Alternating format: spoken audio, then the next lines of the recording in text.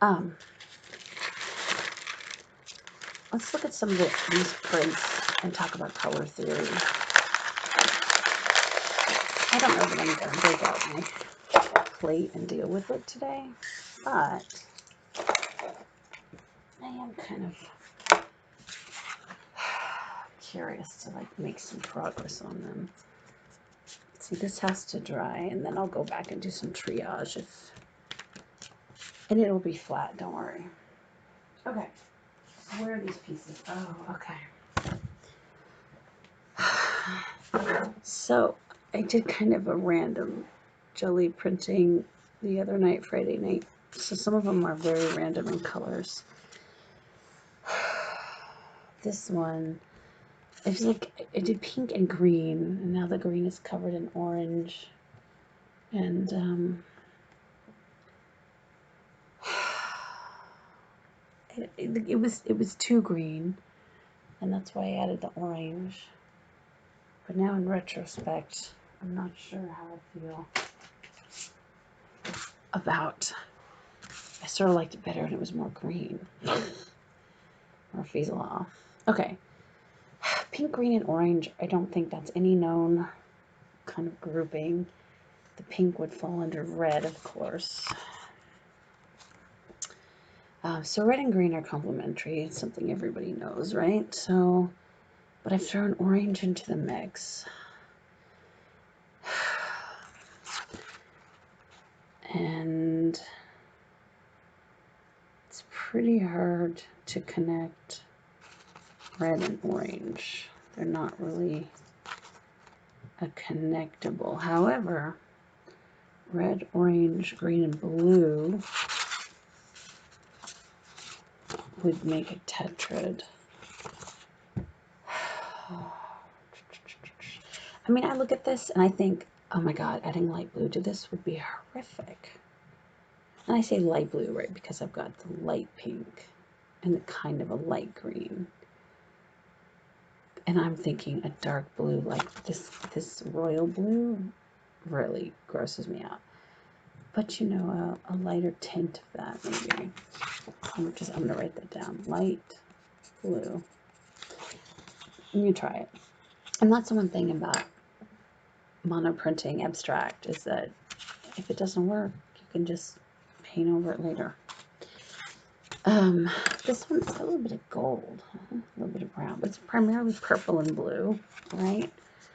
And I would say it's kind of in between these two colors. It's probably closer to the red violet, and this blue is like a yeah, kind of, you know, well, it's still more blue. So again, those are going to be pretty hard to connect.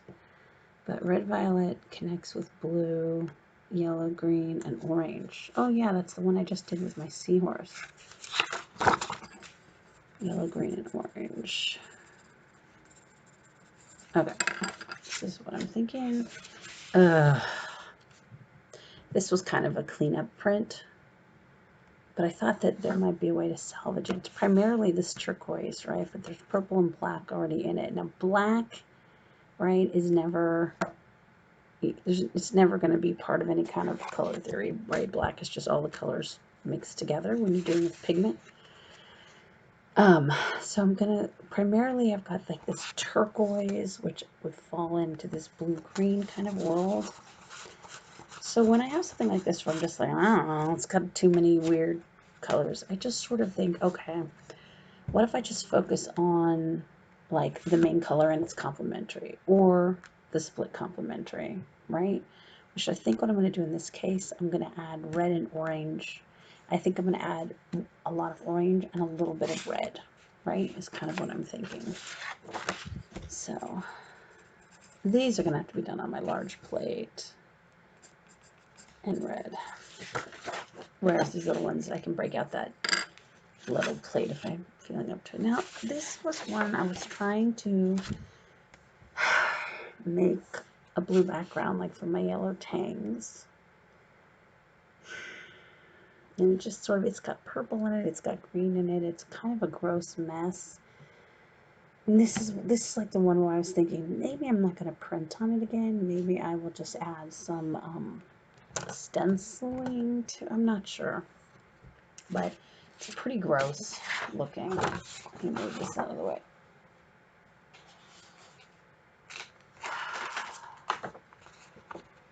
This little piece here is really bothering me. Sorry.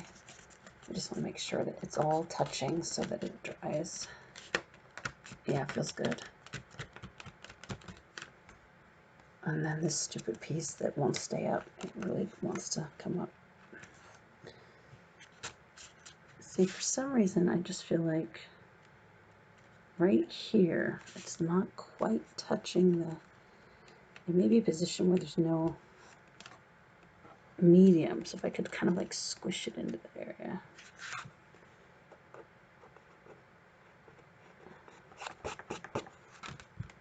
Huh. Alright, I gotta let it dry. I gotta leave it alone. I'm obsessing.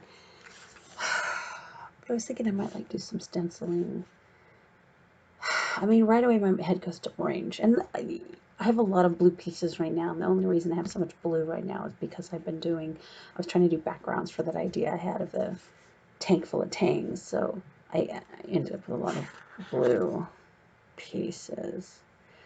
But to be honest, right now I'm looking at this and thinking, do I want to invest any more time on this with paint? Or do I want to just sort of start turning it into a masterboard, right? And again, a masterboard is something that you doodle on and you stamp on and you paint on and you do all these things, and then it's going to turn into, right, like eventually it's going to get cut up and turned into different things, ATCs or collage fodder. I make a lot of, like, one of the things is like hexagon stickers with offcuts and masterboards, and I don't know that this one is really worth investing a lot of time in. Because it's got blue and it's got green. It's going to be tough to connect. I don't even think you can connect blue and green very well. Let's see. Blue and green, red and orange. Just like the one I just did, huh?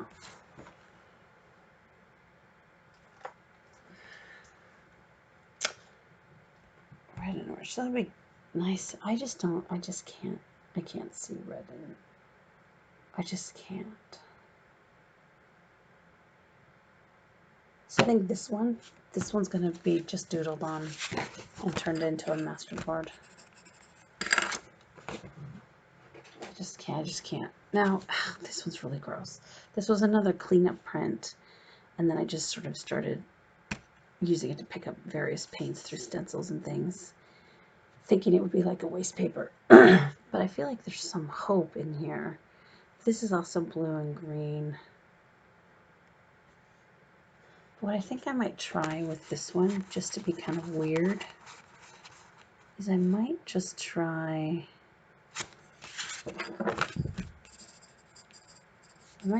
adding the triad colors that would go with if it was a blue-green combined.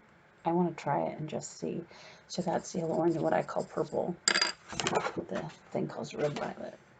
This is primarily yellow. It's yellow and green. I was experimenting with gelatos on the plate. I would just scribble gelatos down and then put like this parchment color, just to say, I just wanted to see what would happen, thinking it would be nice as a base layer. But I'm not really quite sure what colors, it's not a very, yellow, green, red, violet. Sure. There already is red, violet in there, and it doesn't look that bad, does it? So maybe I'll do like a big thing of red. Actually, let's try just red. Yeah, this piece, I haven't decided. This was another waste. I don't know if you could see, I rolled off my brayer on this. I put stencils down to just clean out the stencil a bit. And I don't know, like, I feel honestly I could do a seahorse right out of this. I feel like that would be really good and effective and wonderful. But then on the other hand, I'm like, it is kind of plain, and it's got some defects from where I was being, this was waste, so I didn't clean off my brayer. I wasn't thinking about doing things right? And then there's this whole half too. So I'm thinking maybe I'll keep this half as is.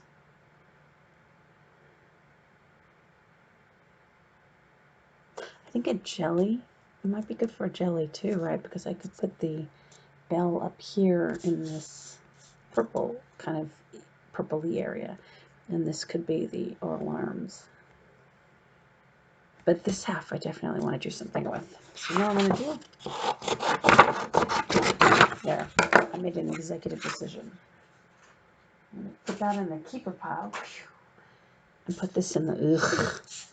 So it's purple and light blue, maybe more of a turquoise blue with maybe more of the violet this time and not so much what I would call purple.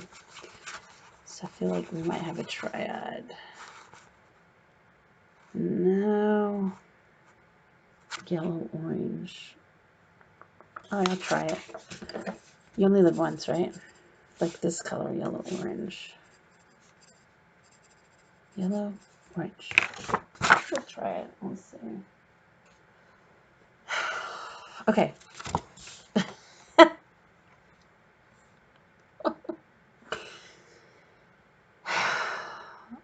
So here's the thing with this piece. I'm really torn because I don't hate it. There's something about it that I hate.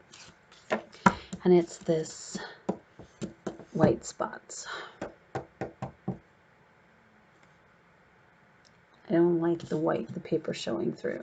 And that's the dilemma I'm having with my Tang background, because there's just a little areas with a little bit of white.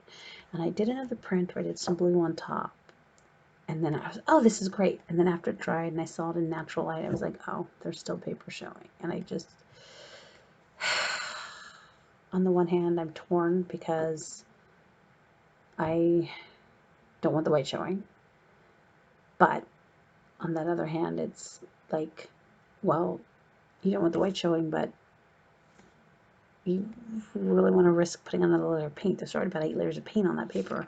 Like, you could lose whatever it is about it that you love. And then on the so-called gripping hand, right, is like, well, like, is life not worth all these risks, right? So this part here, I'm pretty okay with. This part over here, the part that doesn't have the purple, I don't know if I'm okay with it or not. And I don't even know how these colors, I can't remember if this is deliberate or not. The orange doesn't look deliberate, but I do often put like turquoise and purple together. What I was thinking on this one was to sort of ignore color theory, because I think I might have a combination that works. But pick one of these colors and then just do some more layers in an opaque version of that color. I don't know that I want to do blue because I'm sort of tired of blue. I don't know that I want orange to be the dominant color. I don't know that I want purple to be the dominant color. The other idea would be, I have made some masks that are like faces and things, and to put those down and then do black, right? And then pull it up, and then what's left will be the shape, whatever shape I've done, but left in this kind of nice mottled, hot, messy color. So I'm not super sure. It's hard, you know, because every time you print on top of something, right, there's always that risk that you've just lost what you already have. And that's the thing about doing abstract monoprinting in layers. Now, a lot of the women that do it, they do it for artisan things. They want to make, you know, cords and things like that. And so to them, they embrace this. They embrace the chaos. They just want to play and see what happens. And so, like I say, I've said before, I do have sessions where I just like, let's just play and use different colors. And, you know. But if I want to really look at it from a critical eye, could I use this as a so-called fine art piece? That's when things start to get kind of tough, right? So I'm not sure yet. I'm thinking maybe perhaps a different purple. So I have this purple, which is what this is. And I'm thinking maybe one that's more of like the blue kind of purple.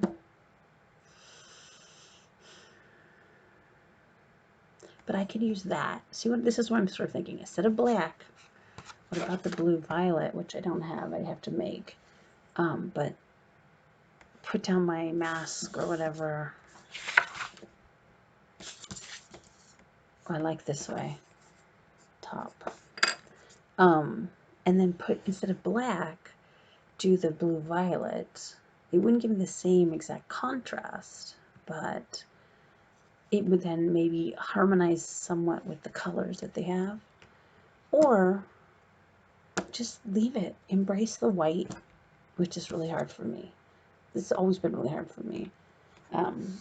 And use it as a background. I will show you a journal.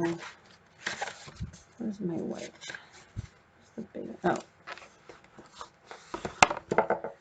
So here's, often I just do coloring pages and turn them into art journal pieces. This one and this one both, I left a lot of white space because I'm trying to sort of like embrace the white. But here you can see this was very deliberate inking and stenciling to leave some white alone. And this too, right, you can sort of see that I tried to plan my stenciling to be just in the middle. I don't think I have anything else in this. Oh, here's another coloring book turned art journal page. Again, on purpose. I mean, I gessoed it and then I just put a little bit of blue paint. And I'm trying to like do that in my regular work. Yeah, that's all I have in this journal. It's the only one I can reach. Here's, I normally, you never see the background of the page. I mean, here I bought a black art journal just so I could end up covering up the black, like, right? I mean, Tim, this is black paint. It's not even the paper showing through, right? So I tend to just cover. So I'm trying to like do that where you embrace the paper, the color of the paper. I bought some of the two-tone brown paper too to sketch on, just to sort of like use the color. It's your mid-tone. It's there for you, but I just have a hard time for some reason doing that. So I don't know. I think on this one I'm just gonna have to say, think about it, sleep on it a little more. But I just wanted to sort of show you, like, that's how I use color theory. I do use a color wheel. I don't understand artists who don't. I think any artist worth their salt is gonna have to understand how colors work together if they use color in their art, right? And again, I traditionally do black and white drawings, but over the past 2 years I've been trying to introduce more color to my work so that I'm using watercolors or ink. I like a lot of ink, just to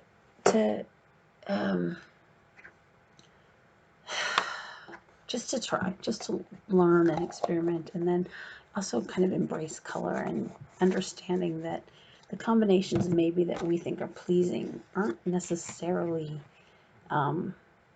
pleasing to everybody, right? Like, I love purple and kind of aqua turquoise or whatever you want to call it, seafoam green together.